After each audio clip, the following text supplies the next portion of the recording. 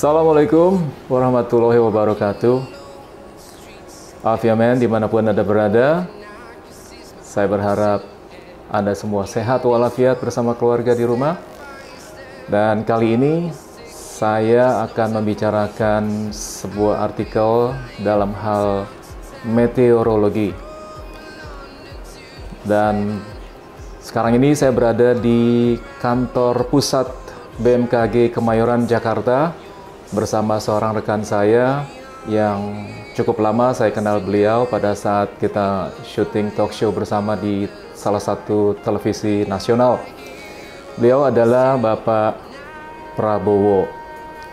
Dan untuk lebih jelasnya, bisa kita perkenalkan langsung kepada Bapak Prabowo.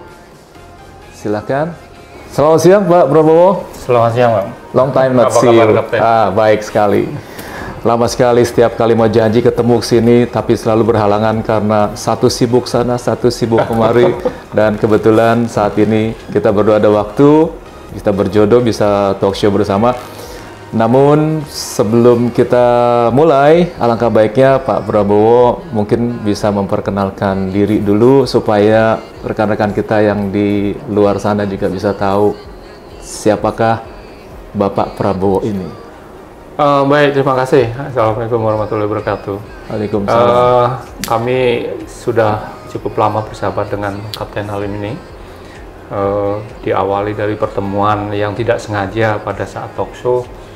Kebetulan saat itu saya masih menjabat sebagai Deputi Kepala BMKG bidang meteorologi. Hanya saja per Maret ini 2020 kemudian sudah beralih status tugas menjadi Widya Iswara di BMKG. Namun terkait dengan kondisi cuaca, iklim barangkali masih bisalah kira-kira diskusi-diskusi pernah. Itu yang saya butuhkan, informasi seperti ini tidak semua orang tahu Pak. Bahkan seprofesi yang seperti saya sekarang ini masih banyak juga yang belum tahu pernak-pernik tentang BMKG itu seperti apa. Boleh saya tanya Pak beberapa? Baik, silakan. Contohnya, Pak Prabowo, saya mau bertanya tentang beberapa item yang sering kali kita lihat di udara. Sering kali kita lihat ada balon kecil, kalau nggak salah itu namanya, ada yang namanya istilah pilot balon atau balon pilot ya. Iya, terus katanya ada lagi satu bernama balon pilot sonde atau balon sonde. Iya, balon sonde bisa. Oke, itu. Jadi kadang-kala memang kalau pada saat kita terbang kita suka lihat ada balon kecil seperti itu. Cuma mungkin Bapak bisa menjelaskan kira-kira, bukan kira-kira ya, sudah pastinya itu fungsinya apa Pak? Begini, jadi sebetulnya pada saat kita membuat atau mengamati kondisi cuaca, itu tidak cukup kondisi cuaca di permukaan saja, karena di permukaan relatif terlalu pendek. Sementara cuaca ini kan sebetulnya 3 dimensi, utara selatan, kemudian timur barat, dan juga secara vertikal. Oke. Nah, sehingga kita perlu mengukur kondisi cuaca yang vertikal. Kalau secara horizontal, oke lah, bisa di suatu tempat, kemudian tempat lain ada tempat pengamatan juga, kemudian tempat lain tempat pengamatan juga. Seluruh Indonesia saat ini paling tidak ada 180 titik untuk pengamatan cuaca, ini secara horizontal, tapi secara vertikal tidak seluruh titik yang 180 ini tadi memiliki alat ukur untuk mengukur atmosfer atau udara secara vertikal. Vertikal itu sampai ketinggian berapa Pak? Nah, kalau kita bicara vertikal, paling tinggi itu bisa sampai, kita melepas balon radiosonde itu bisa sampai 50 milibar. Kira-kira berapa? Kira-kira sekitar 15.000 feet ketinggiannya. Tapi kalau kita melepas pilot balon, nah tadi kami sampaikan ada dua, satu pilot balon, yang satu balon untuk radiosonde.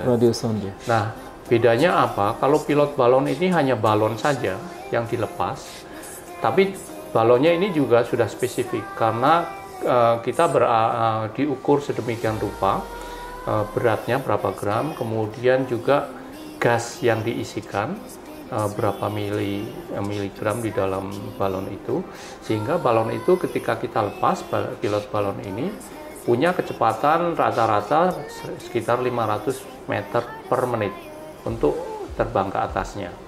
Dengan demikian berasumsi bahwa setiap menit terbang ke atas nambah 500 meter, maka kita bisa menghitung kira-kira sampai ketinggian berapa balon itu mencapai. Nah, untuk mengukurnya itu diamati dengan teodolit. Jadi ada teropong teodolit yang mengukur azimut dan elevasi dari balon pilot tadi. Ini betul-betul manual harus diamati. Dia bergerak ke kiri, ke kanan, bergerak ke atas. Ya. Setiap 2 menit dicatat elevasi azimut berapa. 2 menit lagi elevasi azimut.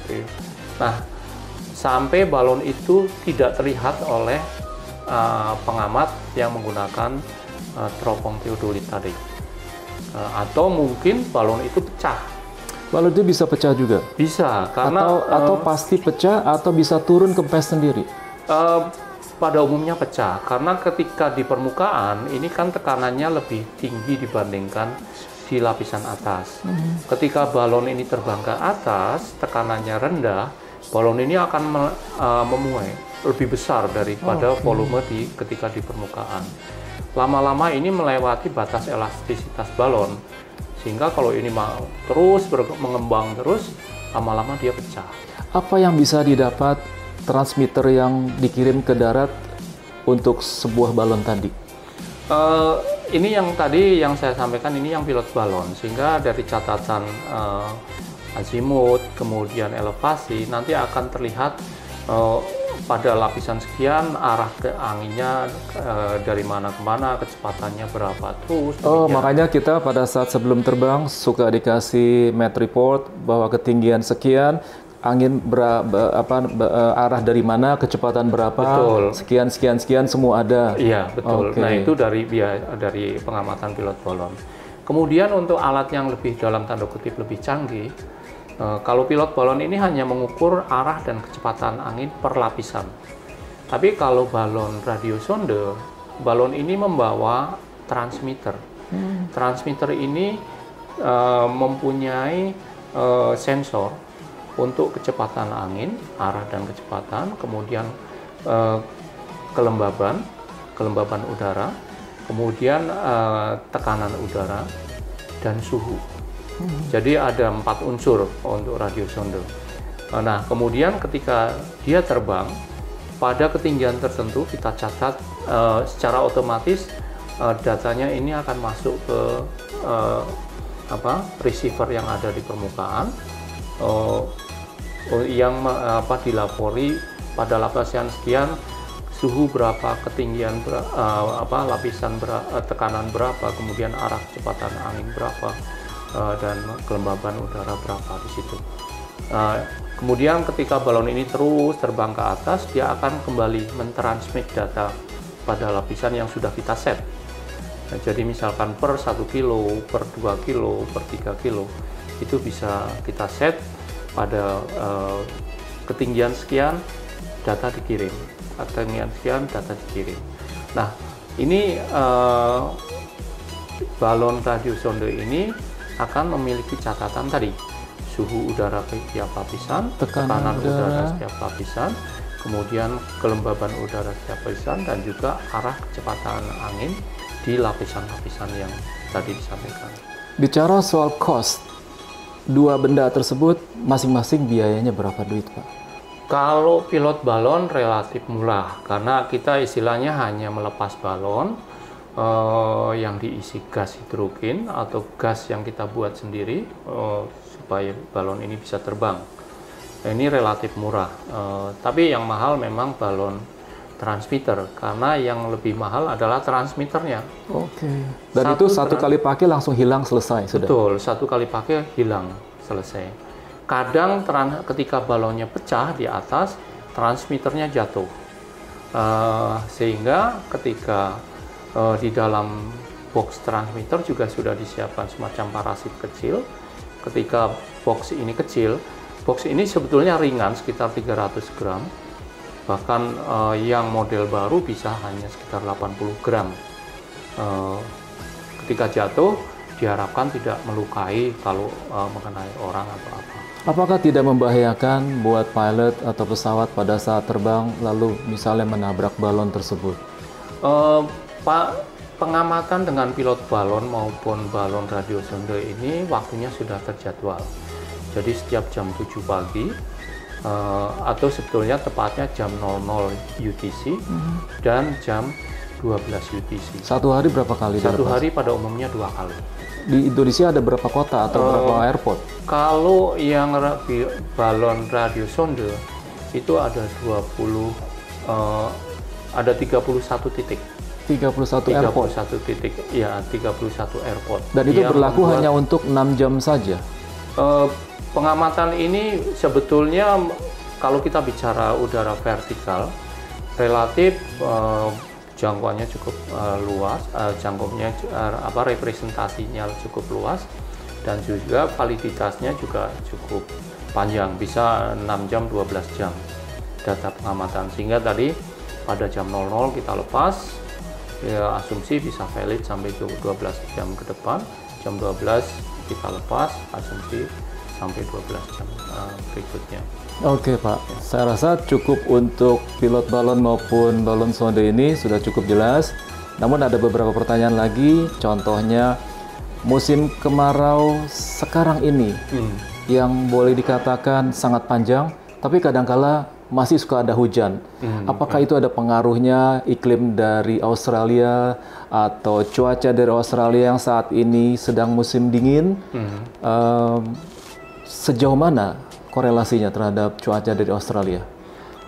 Kalau kita bicara cuaca, sebetulnya cuaca ini memang sangat kompleks. Kompleks dalam artian bahwa cuaca di suatu tempat itu tidak hanya dipengaruhi atau disebabkan oleh kondisi cuaca setempat saja, tapi bisa dipengaruhi oleh kondisi cuaca dari tempat yang jauh. Jadi kalau kita bicara Indonesia ini terletak di antara Asia dan Australia, antara Samudra Hindia, Samudra Pasifik. Pada saat tertentu matahari bergerak ke utara. Ini biasanya pada bulan-bulan Desember sampai Maret. Maret matahari ada di atas ekuator, kemudian Maret sampai Juni menyeberang ke utara ke ekuator, kemudian berbalik kembali ke ekuator sampai lagi September, ya, kemudian ke arah selatan sampai 22 Desember kembali ke ekuator lagi. Nah, pada saat matahari bergerak ke utara, otomatis bagian utara belahan bumi ini lebih panas, tekanannya lebih renggang. Sehingga ini menjadi daerah tujuan aliran udara, karena udara kan mengalir dari tekanan yang tinggi ke tekanan rendah. Atau mungkin kalau kayak kita membawa air di nampan, kalau nampannya kita angkat sedikit, maka airnya akan lari ke daerah yang rendah. Sebaliknya juga kalau yang bagian sebelahnya kita angkat sedikit, maka airnya akan mengalir kembali ke daerah. Ini semacam ketika matahari bergerak ke utara, sebelah utara lebih hangat, maka aliran dari selatan yang akan masuk ke belahan bumi utara.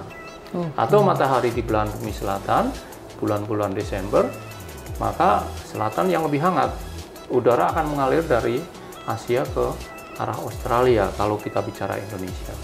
Nah, ini akan membawa konsekuensi karakteristik yang berbeda.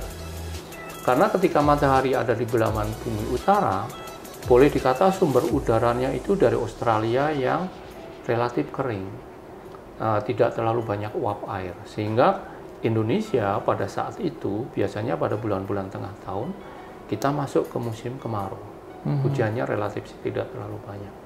Tapi kalau matahari ada di belahan bumi selatan, bulan-bulan akhir tahun, bulan-bulan awal tahun, ini di sana menjadi hangat, aliran udaranya dari Asia ke Australia melintasi Indonesia. Masalahnya ketika akan melintas itu melewati sebagian Pasifik yang merupakan sumber uap air. Nah, itu akan memboyong uap air dari Pasifik masuk ke Indonesia sehingga Indonesia menjadi musim penghujan. Ini yang secara umum seperti itu.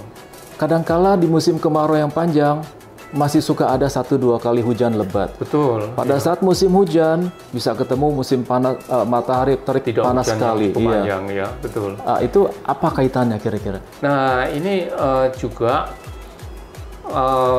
ada tahun-tahun tertentu yang musim kemaraunya panjang, atau tahun-tahun tertentu yang musim hujannya panjang. Ini biasanya pengaruh dari aktivitas di Pasifik dan Samudra Hindia. Kalau tadi setengah tahun musim kemarau, setengah tahun musim hujan, ini dari Asia dan Australia. Tapi kalau kapan ada musim kemarau yang panjang atau musim hujan yang panjang, biasanya aktivitas dari Pasifik dan Hindia, dari timur dan barat Indonesia. Ketika di Pasifik hangat, cenderung udara di wilayah Indonesia ini akan bergeser ke timur. Nah, bergesernya akan membawa uap air yang ada di Indonesia. Nah, kalau Pasifik hangat atau kondisi El Nino, Indonesia akan kering karena uap air tadi diboyong ke timur tadi. Tapi kalau Indonesia di Pasifiknya dingin atau kondisi La Nina, sebaliknya uap air yang dari Pasifik akan didorong masuk ke wilayah Indonesia, sehingga Indonesia kebanyakan uap air. Musim hujannya akan menjadi panjang. Biasanya itu. Oke, Pak. Cukup menarik. Belum lagi nanti kalau kita bicara Indonesia ini 17.000 pulau, ada yang arah utara selatan, timur barat. Ini akan memberi kompleksitas kondisi cuaca tadi. Musim kemarau kok masih hujan. Musim hujan. Nah, ini yang saya mau tanyakan juga. Dulu waktu gitu. kami sering terbang ke timur, contohnya di Ambon. Kalau pada saat musim kemarau di Indonesia Barat, kadang-kala di Ambon malah musim hujan. Betul. Nah, bisa ini berbalik, padahal sama-sama kita masih di wilayah tropis di Indonesia. Ya, nah ini juga kompleksitas kondisi geografis Indonesia. Indonesia begitu panjang, luas, tapi bukan satu piece of land, bukan satu benua yang satu bagian, tapi merupakan banyak pulau. Sehingga ketika Indonesia bagian barat pada umumnya lagi musim hujan, Indonesia bagian timur, Ambon pada umumnya khususnya, justru lagi musim kemarau di sana. Itu dia. Karena aliran udara Australia itu masuk ke Indonesia barat, tapi sebagian aliran udara Pasifik masuk ke wilayah Maluku. Sehingga kita lagi di intervensi udara kering Australia, tapi di Ambon lagi di intervensi udara basah yang dari Samudra Pasifik. Yang tadi konsekuensinya ini merupakan sumber uap air, sehingga kita kekeringan di sana, kebanjiran, atau pada saatnya kita dapat udara cukup basah dari Asia masuk mau nyebrang ke Australia, sehingga musim hujannya panjang. Di sana lagi dapat intervensi udara kering dari selatan. Itu yang kemudian di sana menjadi musim kemarau. Oke, Pak, terima kasih atas informasi yang cukup berharga. Semoga keterangan yang kita bicarakan ini bermanfaat untuk kalangan di luar, terutama untuk para pilot ataupun yang mencintai dunia aviasi, khususnya dalam hal meteorological atau BMKG. Sampai di sini perjumpaan kita kali ini. Semoga talk show kita bermanfaat untuk kita semuanya, terutama bagi para pilots atau bagi para pencinta dunia penerbangan. Dan bagi Anda yang hobi atau cinta dengan dunia penerbangan, jangan lupa untuk like, share, dan subscribe channel ini. Baik, Pak Prabowo, terima kasih atas waktunya, dan semoga kita jumpa lagi di suatu saat di tempat yang berbeda. Terima kasih. Wassalamualaikum warahmatullahi wabarakatuh. Adios, amigo.